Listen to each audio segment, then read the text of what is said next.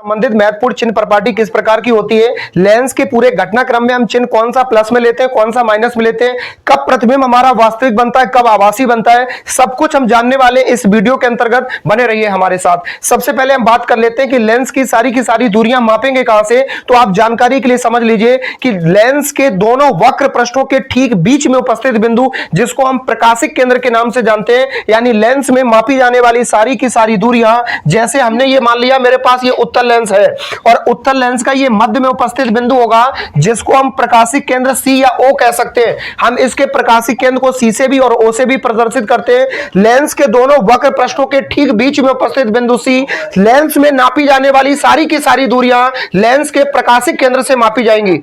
एक दूसरी बात कि इस लेंस से बाईं ओर की सारी दूरियां माइनस चिन्ह से मापते हैं। यहां से ये रेखा जाती है जिसको हम क्या कहते हैं, प्रकाशिक केंद्र। इस रेखा के समांतर बाईं ओर की सारी दूरियां किससे नापेंगे, माइनस से, और इससे दाईं ओर की सारी दूरियां हम मापेंगे प्लस से। बाईं ओर की दूरियां माइनस से और दाईं ओर की दूरियां प्लस से। और इस लाइन के समांतर अगर आएंगे तो, इस लाइन के समांतर जाएंगे तो, और इस लाइन से अगर ऊपर जाते हैं तो सारी की सारी दूरियां प्लस से नापेंगे, चाहे वो लेंस के बाईं ओर की दूरी हो चाहे दाईं ओर की दूरी हो। बहुत सावधानी से सुनना है।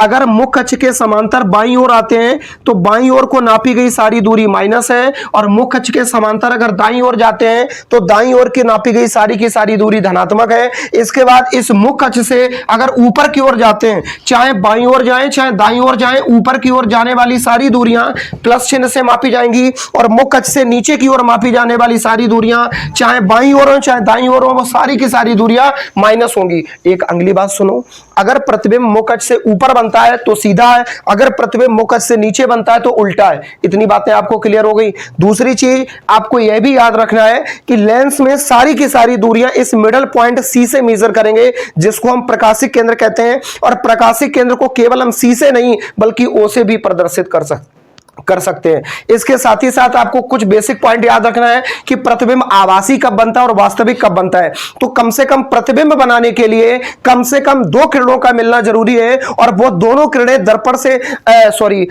जो हमारा लेंस है, इस लेंस से अपवर्तित होने के बाद मिल रही हो। बहुत ध्यान से समझना, प्रतिबिंब बनाने के लिए कम से कम दो किरणों का मिलना जरूरी है, वो भी लेंस से अपवर्तित होने के पश्चात मिल रही हो, तब हमारा प्रतिबिंब बनेगा। एक बात यह भी याद रखनी है, किसी भी वस्तु से कभी दो किरणें नहीं आती, हजारों लाखों अरबों करोड़ों किरणें आती हैं, लेकिन हम हजारों लाखों बना के छीछा लेकर नहीं फैला सकते। हमें सिर्फ और सिर्फ एक प्रयोग को करने के लिए दो किरणों को लाने की आवश्यकता है, और दर्पण से अपवर्तित होने के बाद जब भी वो मिले तो प्रतिबिंब हमारा बन जाता है। लेकिन अगर किरणें खुद मिल जाए नियमों का पालन करते करते तो वो प्रतिबिंब हमारा वास्तविक है, और साजिश करके अगर जबरदस्ती में लानी पड़े तो वो प्रतिबिंब हमारा आभासी हो जाता है। एक बात और याद रखना, जैसे दर्पण के लिए चिन्ह प्रॉपर्टी है वही लेंस के लिए चिन्ह प्रॉपर्टी है। जैसे दर्पण में चिन्ह लेते हैं वैसे ही लेंस में चिन्ह लेते हैं। आप इसका स्क्रीनशॉट ले लो। मिलते हैं नेक्स्ट कॉन्सेप्ट में।